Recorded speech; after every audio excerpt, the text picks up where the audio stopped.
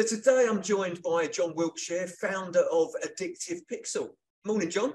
Hi, morning, Simon. How are you? Morning. Yeah, I'm very good, thank you. And yourself? Yeah, all good, thanks. Excellent, excellent.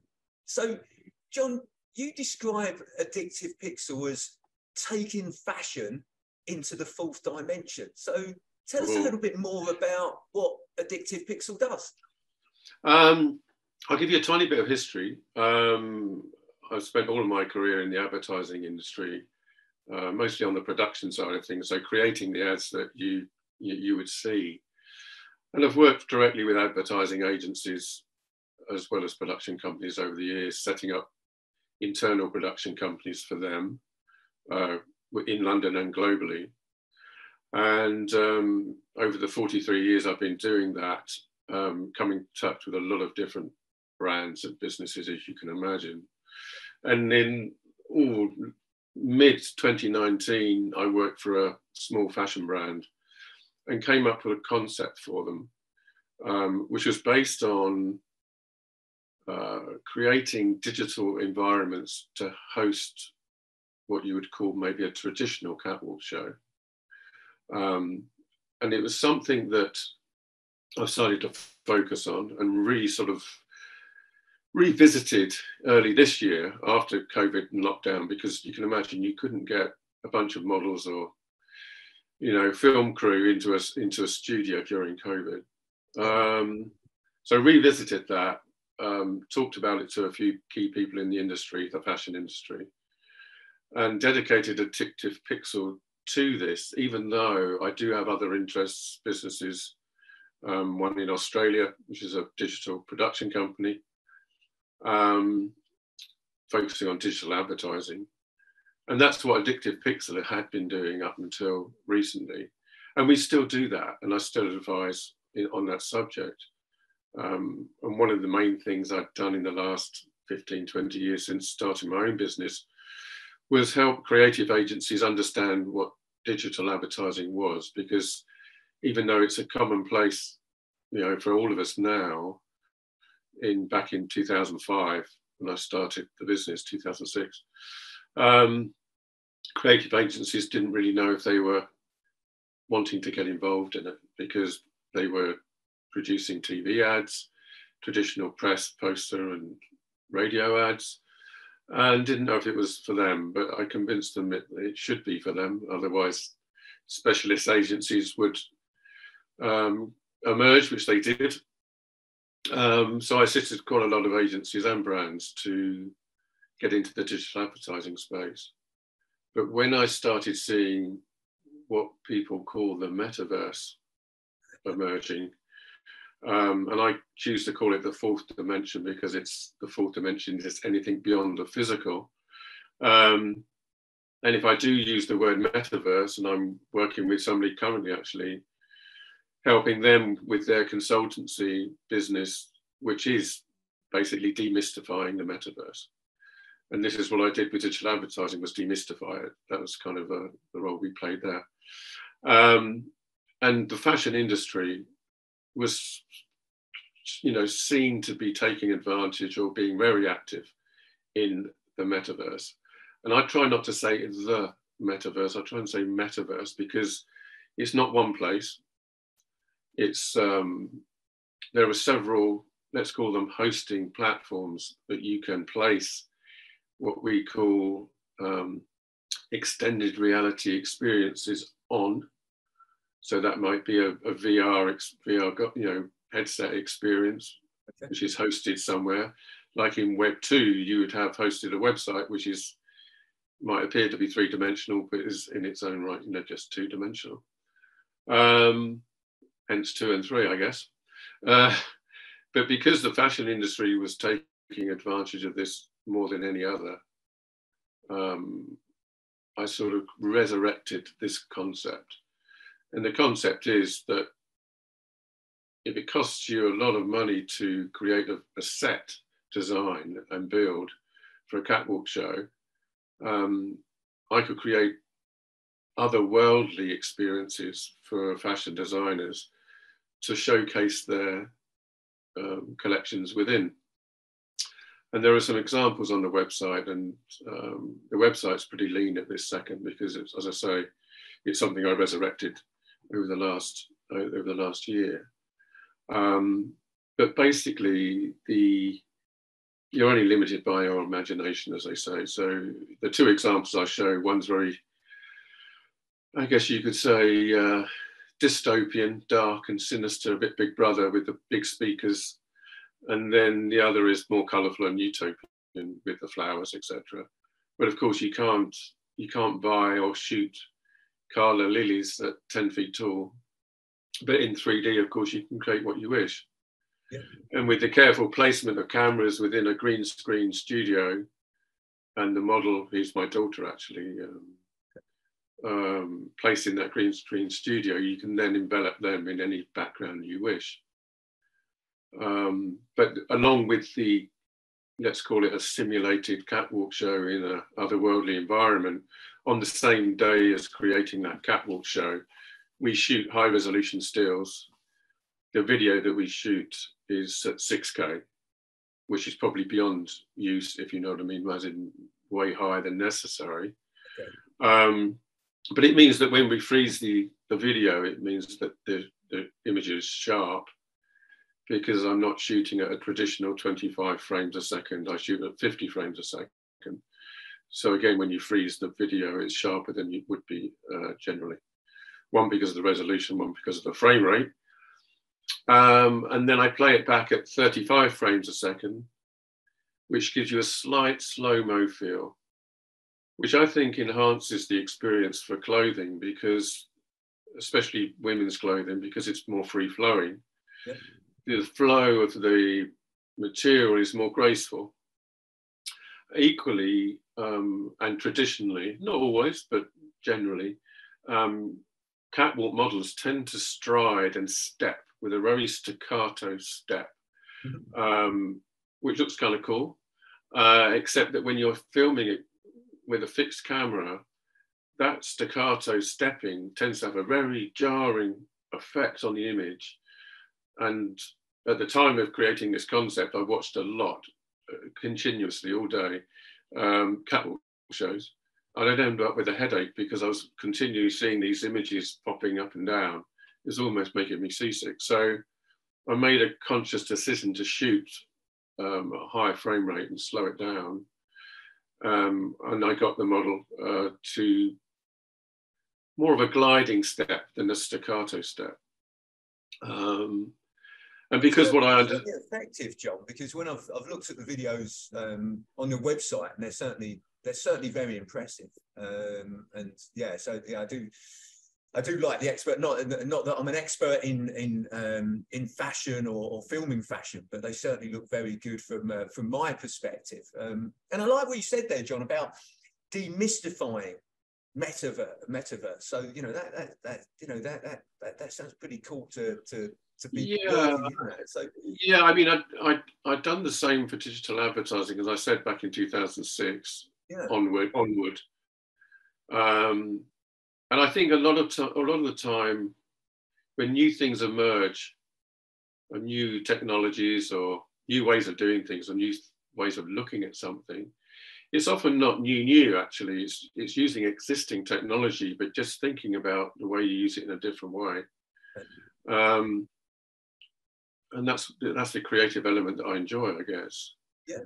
But the demystification, whereas a lot of people like to over-mystify, shroud things in smoke and mirrors when it's not absolutely necessary to do so. And I think if you can draw parallels to processes and practices and technologies that people already understand, the demystification, is a service you can offer. Yeah. And this is something that we're doing outside of just the fashion industry in this particular use function, I guess, for the metaverse. I mean, the metaverse has hosted several fashion shows. Yeah. But on the most part, those fashion shows have been promoting digital clothing, not physical clothing. Okay. But of course, once people have their digital self that will they will use as their vehicle around the metaverse at some point when it becomes what people imagine it's going to be, because at the moment it's not what people think it's going to be. Yeah. It's a sort of a light version of that. They can wear Gucci or Prada or Balenciaga or whoever they wish on their avatar that they choose to use. So yeah, that's something that we're involved with right now and have been for the last year or so. Right. Is that demystification? What did you start out in, or start your own business, John? What did you do it yourself? At the time of starting it, I was working for an advertising agency, a big global advertising agency, and digital advertising was coming to the fore, and they weren't particularly interested in looking into that. As I said, a lot of creative agencies, if not most of them, just wanted to focus on what they knew and what they did best. So I decided to set something up on my own to, again, demystify that space and help creative agencies and brands to take advantage of this new space and technology. And again, when we say digital, a lot of photography was digital already then and had been for quite some time. Videography had been digital then and had been for quite some time. It was repurposing it. It was creating images, ads in the correct format to be able to be played out on various browsers.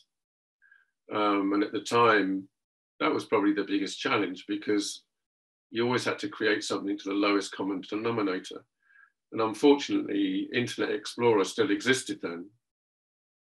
And it was by far the lowest common denominator. So if you can imagine an image, a graphic image with a magnetic background, like a sky from dark blue to light blue, and that gradation on an Internet Explorer, you couldn't have a gradation. It had to be flat. So it stole the creativity away from the creatives I was working with, because they had to work for the lowest common denominator.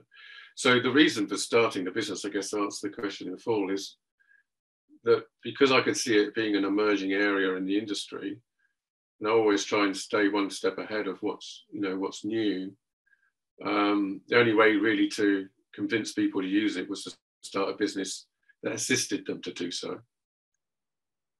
And has it proved to be everything you expected it to? Yeah, I mean, on the digital advertising side, if I approach now, or even last year or the year before, a creative agency and said, I could help you understand digital advertising, they'd look at me really, with a weird look and go, well, we know all about that. And it did. But of course, like anything that you're pioneering as being new and demystifying it, at some point everybody says, well, we know about that now. Hence the venture into demystifying the metaverse, or what metaverse means, and what experiences brands can create for their customers within that space, which of course would be a more immersive experience than you could in a two-dimensional space. And on that note, John, who is your ideal customer? Who? It would vary. I mean, it could be what I call bottom up or top down. So it could be a brand who wants to get their brand into that space, and we could assist them to do so, along with with strategy, research strategies, etc. And then assist their incumbent creative agency to understand the space as well, so they can come up with concepts which are relevant to the content that's created, and then hosted on the various platforms that are available, which you might call metaverse. I would call metaverse an experience rather than a place. Yeah, okay. Because it's not one place. It may never become one place, but it would be hard to make big statements like that. Mark Zuckerberg would love it to be one place. Yeah. And hence that's why he changed the name of his business to Meta. But that's like me creating a car company and calling the car company Car, and assuming that everybody would buy my car because they assume it's the only one, or So all football games will be only played in Wembley globally. Yeah. That will be the only venue. It's hard to imagine there will only be one venue. The technology to interconnect platforms at the moment is not there in its entirety, at least. And there has to be common technology for that to happen, until everybody agrees that, you know, HTML, for example, for websites or similar of email, you know, there has to be a commonality to be able to interconnect with other platforms in that sense. But it's early days, and that's what excites me. Is how to enable ad agencies to help their brands, or brands help themselves and inform their agencies. So it goes both ways. Agencies and brands both are ideal clients. And agencies of many sorts, you know, not just advertising agencies, PR agencies, media agencies, etc. Yeah. No, I like the way you've explained that, John. You know, thanks for doing that. So, you know, you mentioned there about, actually, there sounds as though there's not a lot of opportunities in the industry going forward with understanding metaverse a bit more. So, what do you see as the current opportunities in the industry? The industry as a whole has always been sort of, when I say ahead of the game, they're always looking into new ways of exposing. We've been talking marketing and advertising, new ways of exposing, you know, a client's brand. You know, you may have heard the term experiential, which is more, you know, physical experiences. So it might be, I mean, you hear the term Red Bull, often people associate it with sport or extreme sports especially, or soapbox races, but not everybody associates it with a sugary energy drink. Yeah, it's become much more than itself. And I think, you know, the metaverse will just be another vehicle. And let's say, for example, you know, a brand has given an ad agency a budget, and let's call that budget 100%. And that budget is split between favorable media output, content output for that brand. So let's say, for example, their target market watches a lot of TV, which of course not a lot of people do now, they stream it. You would put a lot of your money into TV advertising, let's say it's 50%. Digital advertising went past 50% spend somewhere around 2009, 2010, maybe even earlier. And it increased going, you know, because it's more accessible. It's where people live more often these days. And the metaverse, you know, when it comes to gamers, a game scenario, a live, you know, game where you can engage with your friends. I ask my son a lot of questions about this because I'm not a gamer and he very much is. If you could call the early stages of the metaverse, this has been playing out since World of Warcraft 20 years ago. And it's an internet based on that type of experience. It's the new Web3 internet. So when it comes to opportunity, there's a huge opportunity there. It's understanding it and leveraging it. And I think the big mistake most people make when there's anything new, they try and use all of it. You know, they turn it up to 11 rather than understanding it well enough to just turn it up to the right number for them, because one shape won't fit all. And that's the fun part of it, is to see where an entry level is for a client, a brand. Some might say it's not ready for them yet, but there's plenty that they can do today, right now. And I always describe it like this. You know, a long-term event, let's say a marathon that you might plan to run in 9-10 months' time, you have to start preparing now, even if it's stretching, just stretching and doing the odd 1, 2, 3K run, and then you work yourself up. But the advantage of preparing in advance for an event like that, if we're saying that Web3 and metaverse in its entirety, or it's in the shape that people think it's going to be, won't be ready for a few years. But if you're stretching and doing those odd 5K runs and 10K runs and exploring the space now, when the final gun goes off, you're going to be on the elite line at the beginning of the race, heading off with nobody in front of you. If you don't start now and start preparing now for that event, when the gun goes off, you're going to be 3 hours behind the start line. Mm-hmm. Yeah. And if an elite runner can run the marathon in 2 hours, 1 minute and 9 seconds, which I think is the fastest ever. I've got it written down over there. I can't see it though, because I'm looking at you. I think you're there. I should have put it a big post-it note next to the screen. They're going to arrive at the start line about an hour after the elite runner finished. Yeah, they're already bathing in glory, and the people who haven't prepared haven't even started yet. So that's my analogy for you for I think starting and getting flexing, stretching, getting prepared. Yeah, I think that's absolutely right what you've said there, John, and that's something I always say to my clients that I work with as well is actually, firstly, be prepared, be aware of what's coming up on the horizon. Definitely. Looking forward, being proactive. Particularly, I think the analogy you mentioned there is similar to when we came out of COVID. I was advising my clients, don't wait until it suddenly opens up. Make sure you're prepared, and then you're ahead of the game. Exactly. And then the second message that I got from what you said there was actually just take it in bite-sized chunks. Very much so. Don't immerse yourself in it completely. Just very much so. A bit at a time that you can digest and test in your business and measure how that's working for you. So definitely. I mean, we use the term test and learn a lot, especially in digital, because it is accountable. You can measure it.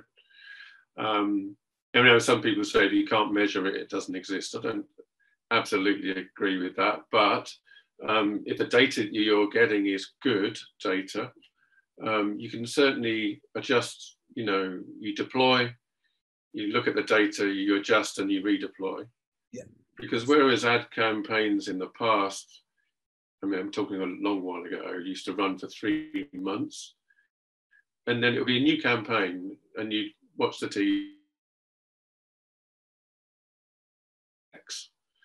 Whereas now with digital, it's a continual, constant conversation with your customer base, and it's more a consistent and constant conversation. As I say, it's not change, and then change again, but you're certainly adjusting it as you go along.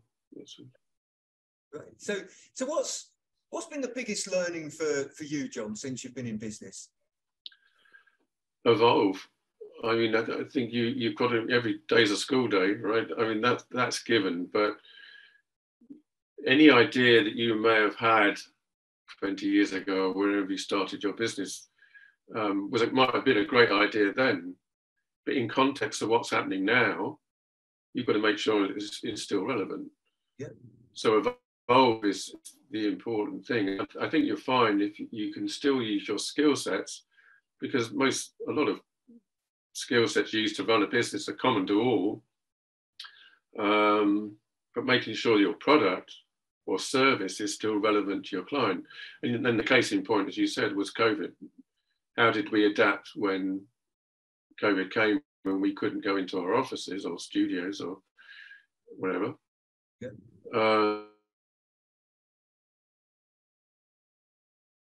It didn't affect us a lot because our business model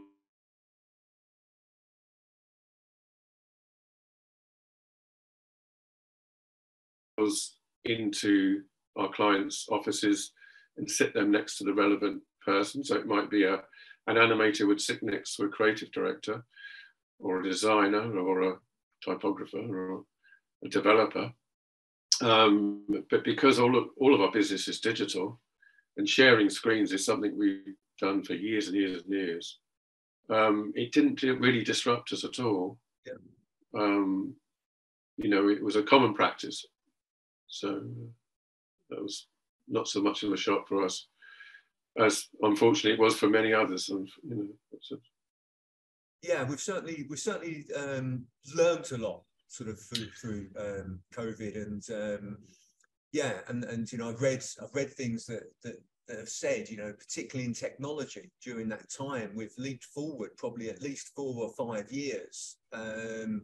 Definitely being pushed outside of our comfort zone.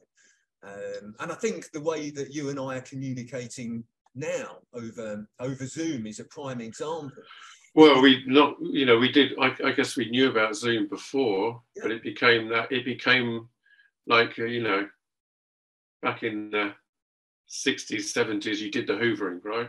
Yeah. You didn't do vacuuming, you hoovered, whether you're using an Electrolux or, you know, a Hoover itself. You Google it, whether you're using Firefox or Safari. Yeah. You say, we Google it. And now you say, do you want a Zoom call? Yeah. And you say yes, but you end up on a Google Hangout or a Teams meeting. But often people use the term Zoom. Yeah. So it's become, you know, a buzzword. And as you say, technologies to allow us to communicate like we are now. And let's get to as close to a face-to-face situation as possible. And again, that's why the fashion thing, the catwalk concept came to front of my mind during COVID, because people couldn't go to catwalk shows. Yeah. But it evolved beyond that, really. Yeah, apart from the fact, the lateral thinking that you've had there in terms of how the environment has changed and will change going forward. So John, one final question that I'd like to ask you is what's the best advice you would give an 18-year-old you? Oh, crikey. Several pieces of advice, I guess. I guess value your value. You know, don't underestimate your value. Yeah. Don't give it away for free. But I think, you know, you're understanding your environment. It changes. You know, things move on, and making sure that your product or service is relevant, as I said earlier. I think that's really important. You know, a business isn't one person. That's another one. You know, you need to employ or engage people who are better than you. A lot of people are afraid of that, and I think it's a strength. It's you know, you can't be everything. If I'm the only thing that I do is orchestrate and curate, that's as important to a business than anything else, because you're curating skills which you don't have, and you're then orchestrating those skills, and that's really important, because otherwise you're just an individual trying to do too much. That was more than one line, wasn't it? But that's the best I could do. Great piece of advice, and yeah, perfect. Thank you. So, look, John, I really appreciate you taking the time to speak with me today and sharing more about Addictive Pixel and your journey. So, thank you very much. No problem.